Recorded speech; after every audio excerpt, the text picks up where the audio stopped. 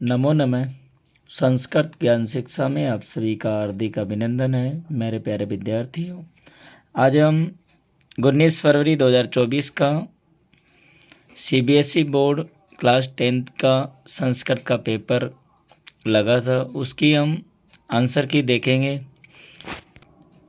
पहला अपठित गद्यांश है कि अधोलिखितं गद्यांशं पठित्वा प्रदत्त प्रश्नानाम् उत्तराणि संस्कृतेन लिखित, यानी नीचे लिखे गए गद्यांश को पढ़ करके दिए हुए प्रश्नों के उत्तर संस्कृत में लिखो। विद्यार्थियों, हम इसके डायरेक्ट क्वेश्चनों पे चलते हैं, वहाँ से हम समझेंगे।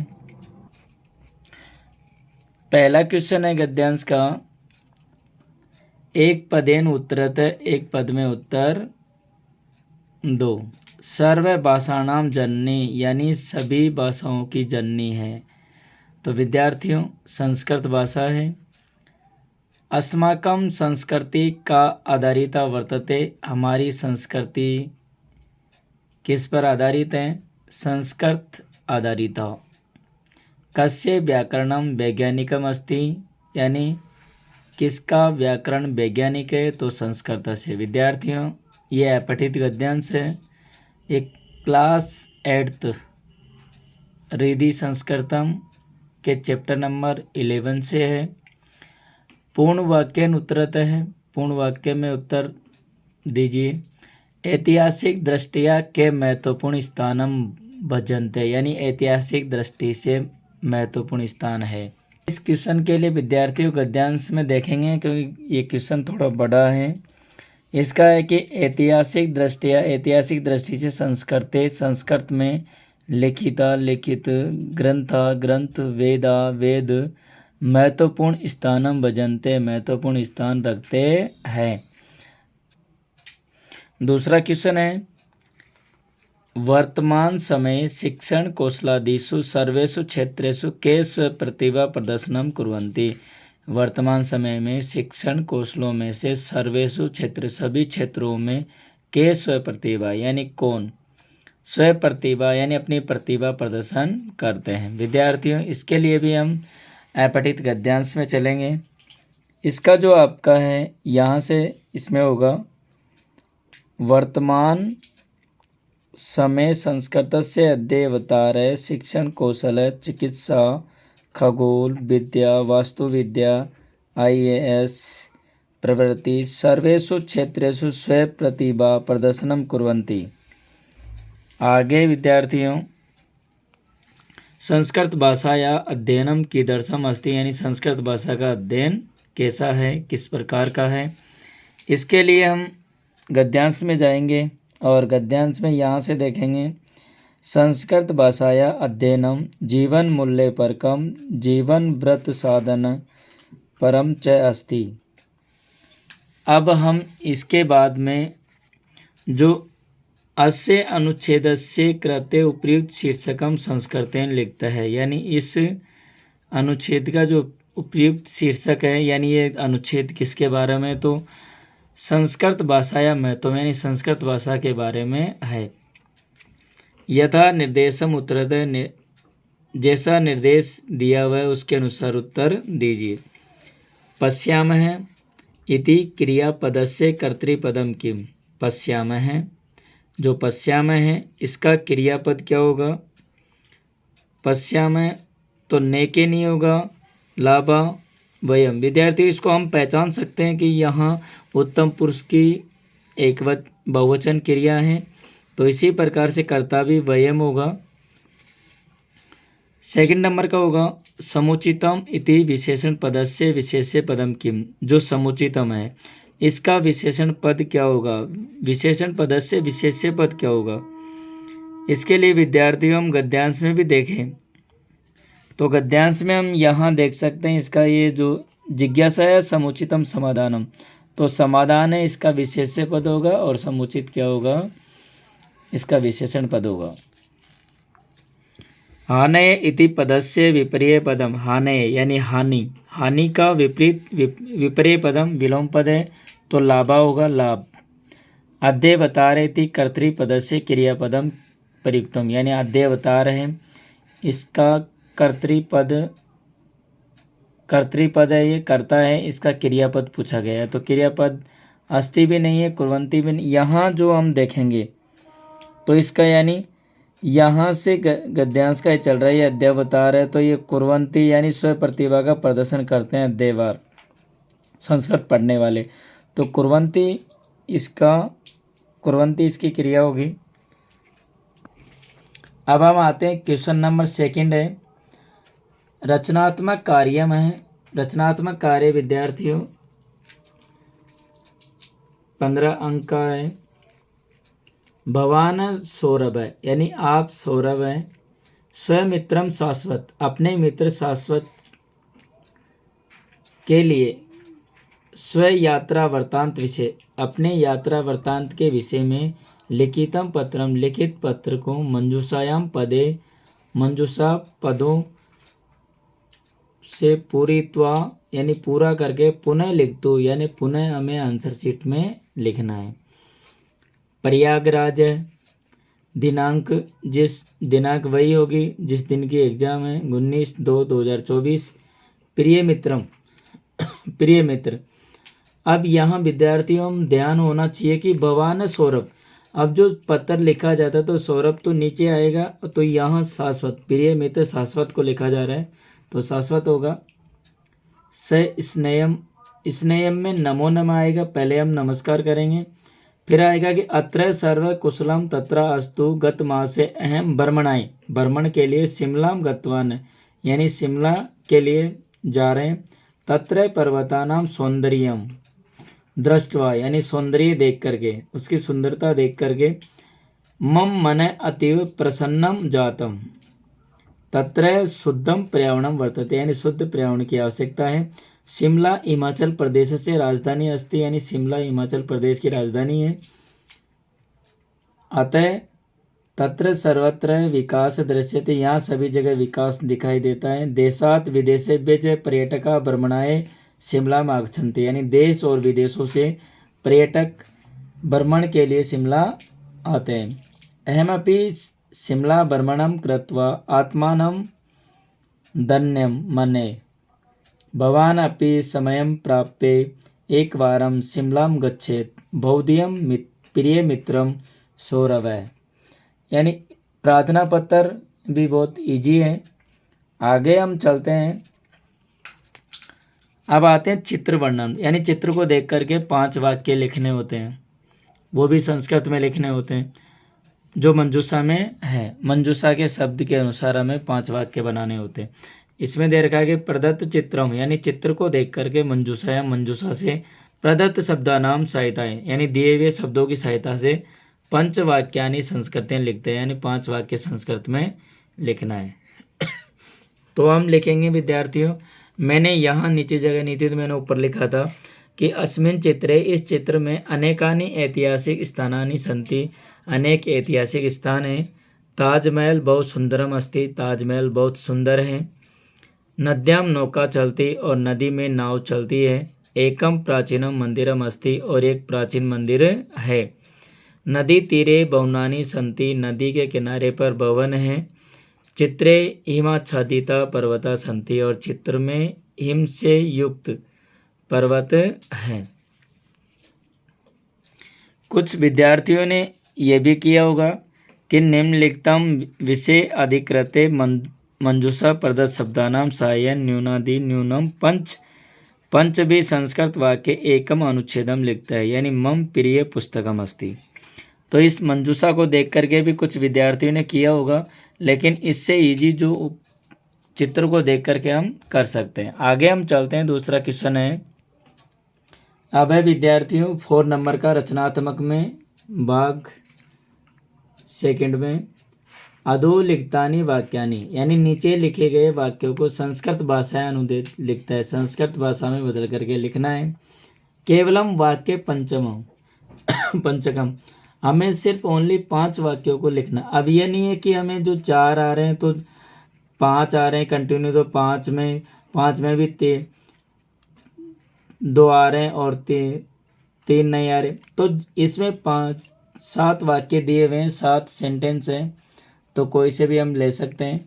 पहला है हमारा मधुर मेरा मित्र है, तो मधुर है मम मित्रम अस्ति। अनेक लोग उद्यान में घूम रहे हैं, तो अनेके जना उद्याने भ्रमन्ति। हम सब घर जा रहे हैं, वयम गृहं गच्छामः। रमा ने कल संस्कृत गीत गाया, तो रमा है संस्कृत गीतम अगायत। विद्यालय में 100 शिक्षक हैं, विद्यालय शतम शिक्षका सन्ति। कल 10 बजे परीक्षा होगी, स्वयं 10 वादने परीक्षा भविष्यति। मैं हिंदी भाषा जानता हूँ, अहम हिंदी भाषा जानामि।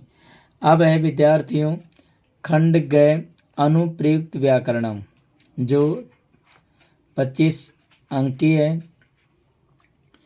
इसमें क्वेश्चन नंबर 5 है, अधोलिखित वाक्येषु रेखांकित पदेषु संधि विच्छेदम कुरुता है। क्वेश्चन क्या कह रहा है कि नीचे लिखे गए वाक्यों में रेखांकित पद हैं, जो पद रेखांकित है उनमें से जहाँ संधि विच्छेद है वहाँ संधि रूप करना है, जहाँ संधि रूप है वहाँ संधि विच्छेद करना है। केवल चतुष्टयम यानी 4 का ही करना है, 5 दिए हुए हैं। अभियुक्त प्लस 6, अभियुक्तश्च यानी विसर्ग संधि है, विसर्ग संधि में भी सत्तु विसर्ग संधि होगी, तो अभियुक्तश्च। बस यान विहाय पदातिरेव प्रचलत है, तो यहाँ यानी बस यान विहाय बस को छोड़ करके पदातिरेव पैदल ही प्रचलत वो चलता है, तो पदाति प्लस एव है, विसर्ग संधि है, ऋतु विसर्ग संधि होगी। न क प्लस अपि त्रैलोक्य मत सदृश है, तो क प्लस अपि विसर्ग संधि होगी, कोपि उत विसर्ग संधि है। दिक् माम एव है, तो दिक् प्लस माम एव है, इसमें व्यंजन संधि है, लेकिन हमें सिर्फ ओनली नाम नहीं देना है, सिर्फ संधि विच्छेद करना है। आगे आप आइए, अनुनासिक संधि है, वैसे पंचम वर्ण हो रहा है प्रथम वर्ण के स्थान पर। सर्वथा सम्यक उक्तम मुक्तम है, तो क्या हो जाएगा, सम्यक है, सम्यक समयुक्त समगुप्तम, तो क्या होगा सम्यक प्लस उक्तम, यानी प्रथम वर्ण के स्थान पर तृतीय वर्ण हो जाएगा सम्यक उक्तम, व्यंजन संधि होगी। आगे हम चलते हैं विद्यार्थियों, अधोलिखित वाक्येषु रेखांकित पदानाम समासम विग्रहम व पद विकल्पेभ्य चित्वा लिखता है। इसमें भी केवल चतुष्टयम यानी 4 का ही हमें आंसर देना है। किम वनराज पदाय सुपात्र चीयते, तो वनराज पदाय यानी वनराज पद के लिए, तो वनराजस्य पदाय यानी वनराज पद के लिए, वनराजस्य पदाय। दीने पुत्रे माता कृपया आर्द्र हृदयम यस्य सा भवे, तो क्या होगा कृपा हृदया। आगे आपका कुश लवो सभाम परवीस है, कुशच लवच, द्वंद्व है। प्रजा सुखे प्रजानाम सुखे यानी प्रजा का सुख, प्रजानाम सुखे होगा षष्ठी विभक्ति। स व्यवधानम, च चारित्र लोपाए यानी व्यवधान से रहित, तो क्या होगा व्यवधानेन सहितम, व्यवधान से रहित। अधोलिखित वाक्येषु रेखांकित पदानाम प्रकृति प्रत्यय संयोज्य विभज्य व उचितम उत्तरम लिखत। चित्वा लिखत यानी कोई प्रश्न चतुष्टयम 4 के आंसर देने हैं।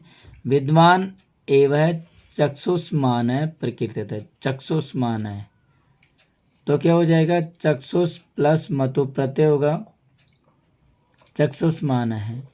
टाप भी नहीं होगा, टाप में से आशेष रहता है, गीप भी नहीं होगा और वतुप भी नहीं होगा, क्या होगा चक्षुष प्लस मतु प्रत्यय। मम नृत्यम प्रकृते आराधन प्लस टाप, तो आराधना हो जाएगा, यानी मम नृत्यम प्रकृते आराधना, आराधना आराधन प्लस टाप, तो टाप में से आशेष रहता है, क्या बनेगा आराधना। Right answer C. चिते अवक्रता भवेत, तो अवक्रता में क्या होगा अवक्रय प्लस तल प्रत्यय होगा, तो तल में से ता बचता है, तो क्या होगा अवक्रता। इयम काचित व्याघ्रमारी थी, तो व्याघ्रमारे प्लस गीप प्रत्यय होगा। वेदानाम महत्व प्लस त्वय, महत्व में ध्यान रखना डबल तय होता है तो महत्वम राइट आंसर होगा। हम क्या करते हैं कि ये वाला राइट आंसर करते हैं, इसमें भी, इसमें तय एक है, इसमें डबल है, तो ए वाला राइट आंसर होगा। आगे हम बात करते हैं विद्यार्थियों, क्वेश्चन नंबर 8, वाच्यानुसारम उचित पदे रिक्त स्थानानि पूरित्वा संवाद पुनः लिखता है। यानी वाच्य के अनुसार जो कर्मवाच्य होते हैं, कर्तृवाच्य, कर्मवाच्य, भाववाच्य, उनके अनुसार हमें उचित पद को रिक्त स्थान में पूरा करके संवाद पुनः लिखित और संवाद को पूरा अपनी जो आंसर शीट है उसमें लिखना है। शिवा रमे अद्य विलंबेन कथम, यानी शिवा कि हे रमा अद्य विलंबेन कथम, यानी आज देर कैसे। रमा शिवे अद्य अहम उत्सवम द्रष्टुम गच्छामि, यानी मैं आज उत्सव देखने जा रही हूँ। तो इसमें क्या होगा अद्य। अब इसमें हम हिंट कैसे देखेंगे, जो गच्छामि लिखा हुआ है, गच्छामि कर्तृपद का है, तो इस गच्छामि की क्रिया के अनुसार अहम का प्रयोग किया गया है। अब नीचे बात करते हैं कि किम तत्र तव सखी अपि गच्छति, क्या वहाँ तव सखी तुम्हारी सहेली भी गच्छति जा रही है। रमा नहीं, तत्र एव गम्यते। अब गम्यते कर्मवाच्य की क्रिया है, तो कर्मवाच्य क्रिया में कर्मवाच्य की क्रिया में कर्ता में कौन सी विभक्ति होती है, तृतीया होती है, तो क्या होगा मया। शिवा साधु किम तत्र जना अपि उत्सवम पश्यन्ति, कि शिवा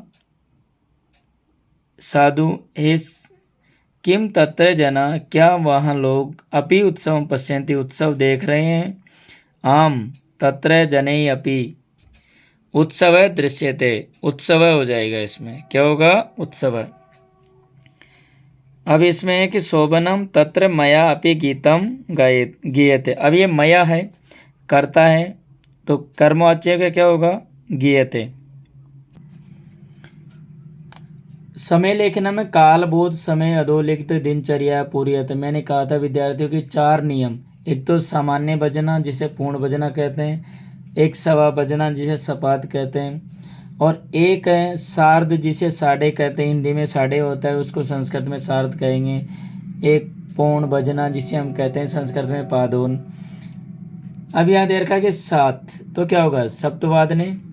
8 को क्या कहेंगे अष्टवादने, और 9:30 है तो क्या होगा सार्ध नववादने, 1:45 है तो क्या होगा पादोनेक वादने, और 2:15 है तो क्या होगा सपात द्विवादने।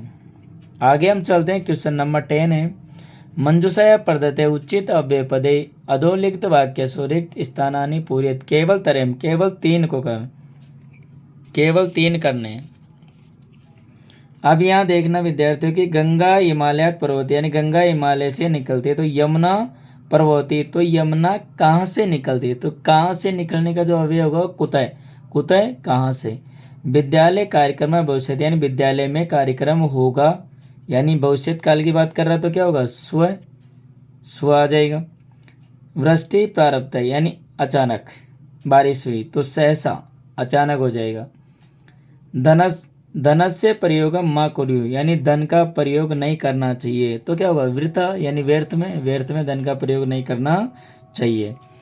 क्वेश्चन नंबर 11 है, अधोलिखित वाक्यसु रेखांकित शुद्ध पदाय उचित पदम चित्वा वाक्यानि पूर्यत लिखते केवल त्रयम, केवल 3 वाक्यों को शुद्ध करना है। क्रिया क्षेत्रे छात्रा पढ़ता है, यानी क्रिया के क्षेत्र में छात्र पढ़ते हैं। अब बेटा विद्यार्थियों यहाँ हम देख रहे हैं कि छात्रा है, तो छात्र है, छात्रों, छात्रा बहुवचन है, तो यहाँ बहुवचन प्रथम पुरुष का बहुवचन है, तो क्या होगी क्रिया प्रथम पुरुष की बहुवचन, क्या होगा पठन्ति। स विद्यालय से वार्षिकोत्सव भविष्यति, यानी हये, हये के ध्यान देना, हये का अर्थ है बीता हुआ कल और स्व का अर्थ है आने वाला कल, तो यहाँ हये के अनुसार हम क्या करेंगे अभवत करेंगे, लंग लकार का प्रयोग करेंगे। आगे है बलिवर्द शरीरेण दुर्बलम आसित, यानी बलिवर्द है बेल शरीर से दुर्बल था, तो दुर्बल है। महावृक्षा सेवितव्य, तो महावृक्ष है। अब है खंड गए पठितावबोधनम अधोलिखितं गद्यांशं पठित्वा प्रदत्त प्रश्नानाम् उत्तराणि संस्कृतेन लिखत। एक पदेन उत्तरत है, केवल दो का ही देना है। सुपुष्ट देह का आशित है तो इसमें होगा सुपुष्ट देह आरक्षी हो जाएगा। अभियुक्ताय भारतवत कस्य वहनम दुष्करम आशित है तो यहाँ होगा भारतवत स्कंदेन स्वस्य, स्वस्य हो जाएगा यहाँ पर, ये वाला होगा। कृशकाय कै आशित है, कृशकाय तो अभियुक्तम अतीव कृशकाय, अभियुक्तस्य आ जाएगा, क्या होगा अभियुक्तस्य। आगे विद्यार्थी पूर्ण वाक्य में उत्तर है, पूर्ण वाक्य में उत्तर देना है। केवल प्रश्न द्वयम दो के आरक्षी अभियुक्तम प्रति दंड विषय किम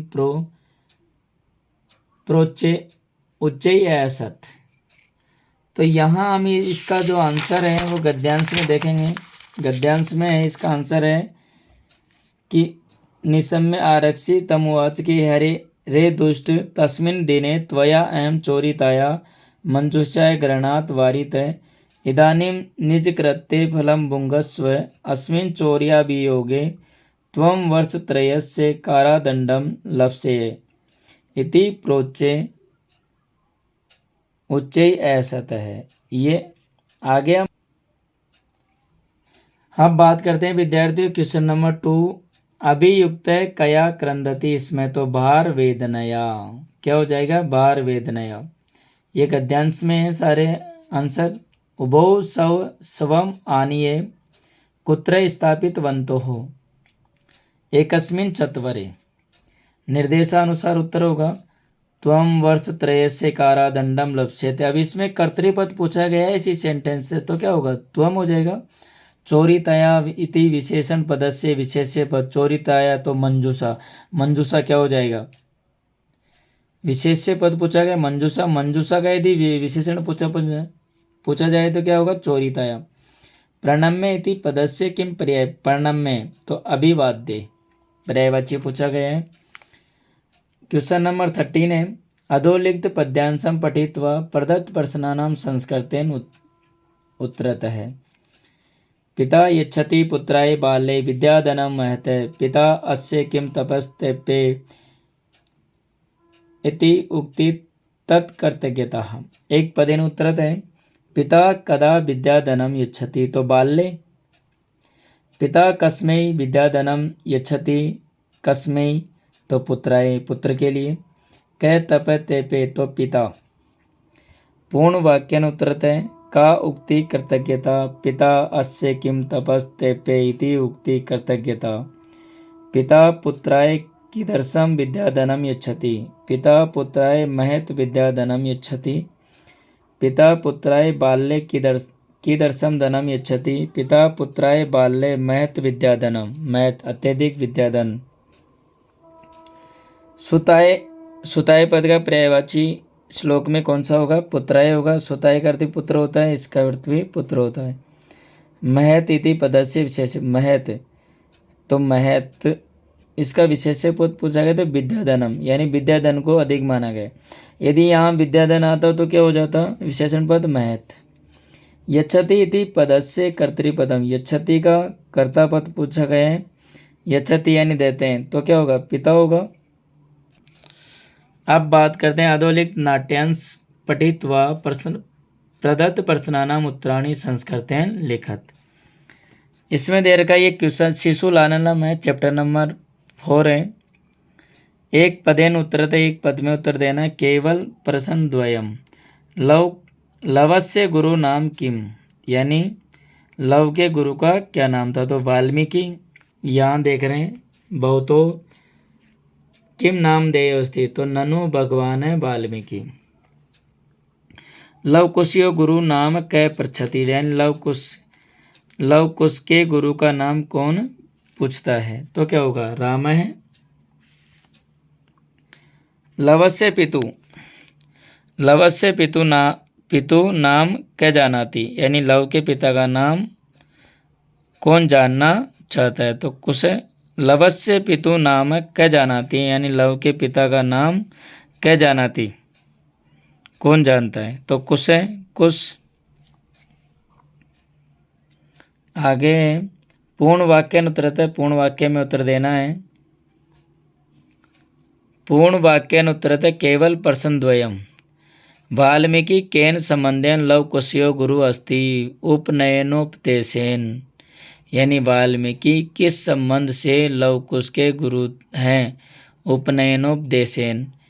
कुश स्वपितु नाम किम ज्ञापयति निर अनुक्रोश, यानी कुश अपने पिताजी के नाम क्या जानता है? निर अनुक्रोश है, यानी निर्दयी। क लव कुशयो जनकस्य नाम वेदितुम इच्छति, राम है लव कुशयो, यानी कौन लव कुश के पिता का नाम जानना चाहता है? तो राम है। निर्देशानुसार उत्तरत है, निर्देशानुसार उत्तर देना है। निर्देशानुसार उत्तरत है वाल्मीकि इति पदस्य विशेषण पद, वाल्मीकि पद का विशेषण पद होगा भगवान।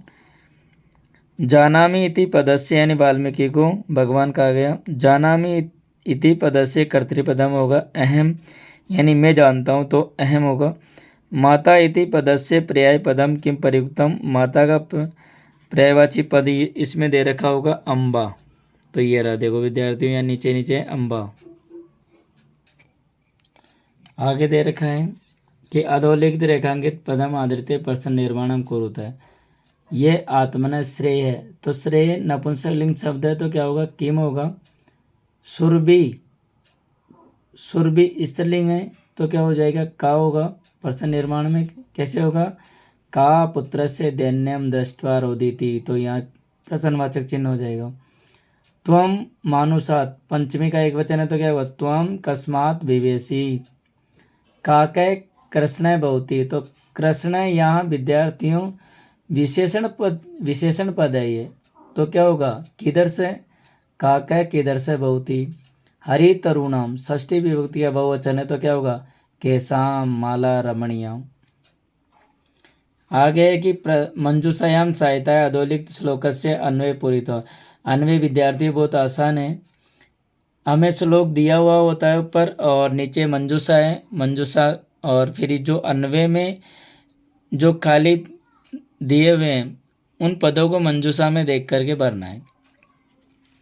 अब यहाँ हम श्लोक पे चलते हैं कि प्रस्तर तले 9 पिष्टा भवंतु, 9 पिष्टा, तो पहले प्रस्तर तले यानी पत्थर के नीचे, तो क्या होगा? लता तरु गुल्मा हो जाएगा इसमें। 9 भवंतु, तो यहाँ भवंतु हो जाएगा, होगी फर्स्ट वाली लाइन। आगे है कि पाषाणी सभ्यता निसर्गे, निसर्गे, तो निसर्गे सभ्यता, तो क्या हो जाएगा? पाषाणी सभ्यता।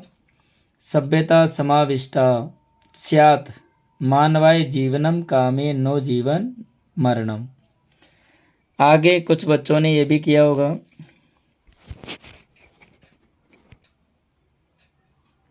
आगे विद्यार्थियों, अधोलिखित श्लोकस्य भावार्थे रिक्त स्थानानि सायेन पूरयित्वा पुनः लिखता है।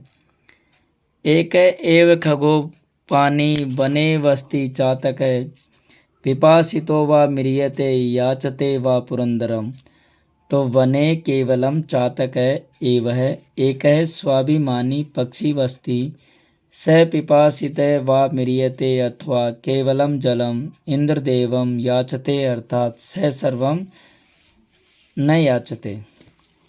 अब विद्यार्थियों, जो घटनाक्रम होता है इनको कहानी के अनुसार जमाना होता है। पहले में हम बात करें तो पहले में होगा, पहला होगा आपका कि कश्चन निर्धन, कोई निर्धन जन परिश्रमेण किंचित धनम अर्जितम, यानी परिश्रम करके धन अर्जित करना चाहता है, पहले तो ये होगा। फिर होगा तेन वितेन स्वपुत्रम एकस्मिन महाविद्यालय प्रवेशम कारितवान, और फिर उस धन से अपने पुत्र को एक महाविद्यालय में प्रवेश दिलवाता है। थर्ड नंबर पे होगा आपका निर्धनस्य पुत्र छात्रावास निवसन अध्ययन संलग्न जात, फिर वो अध्ययन के लिए छात्रावास में प्रवेश करता है। 4 नंबर का जो होगा आपका ये होगा पुत्र छात्रावास से रुकने जाता है और पुत्र छात्रावास में बीमार हो जाता है। आगे 5 नंबर का होगा पुत्रस्य रुग्णतां श्रुत्वा, यानी पुत्र की बीमारी की बात सुनकर के पिता व्याकुल हो जाता है, पिता व्याकुल हुए, बेचैन हुए। और 6 नंबर पे होगा निर्धन स्वपुत्रम द्रष्टुम पदाति एवं प्रचलत है, यानी निर्धन अपने पुत्र को देखने के लिए पैदल ही चलता है। आगे होगा सायंकालो जाते, शाम हो जाती है, परम गंतव्यात् से पूरे दूरे आसित, परंतु वो अपने गंतव्य मार्ग से बहुत दूर था। स पार्श्व स्थित ग्रामे रात्रि निवासम कर्तुम कमपि गृहम उपागच्छत, पर वह रात्रि में ही किसी गांव में रात्रि निवास करने के लिए कम गृहम उपागत है, किसी घर में जाता है, यहाँ छिप जा। तो ये क्रम रहिता नहीं, यानी क्रम से जमाना है इनको, जो कहानी के अनुसार कि पहले क्या हुआ उसके बाद क्या हुआ, इस तरीके से कहानी के अनुसार हमें जमाना होता है। बहुत आसान है, बहुत सरल है। अब लास्ट का जो इसका क्वेश्चन है कि अधोलिखित वाक्येषु रेखांकित पदानां प्रसंगानुकूलम उचितार्थम चित्वा लिखत केवल प्रश्न त्रयम, यानी केवल प्रश्न 3 ही करने। कश्चन निर्धन वित्तम उपार्जितवान है, तो कस्सम यानी कोई निर्धन, वित्तम उपार्जितम तो धनम, प्रसंग अनुकूल लिखना है, धनम वायु नहीं होगी, फलम नहीं होगा, अन्नम नहीं होगा, तो धनम, वित्तम का अर्थ धन होता है तो इस धन होगा। अपरे वानर सिंह से पुच्छम दुनाती, यानी अपरे दूसरा बालक भी, अपरे का अर्थ होता है अन्य बालक, तो यहाँ अन्य हो जाएगा। रसामुकुलानी भृंगा समाश्रयन्ते, भृंगहा भ्रमरा, तो भंवरों के लिए प्रयोग किया गया तो क्या होगा भ्रमरा। वासव अहम पुत्रस्य दैन्यम दृष्ट्वा रोधिमि, वासव ये इंद्र के बारे में कहा गया तो क्या वासव इंद्रो कहा गया तो क्या होगा इंद्र है।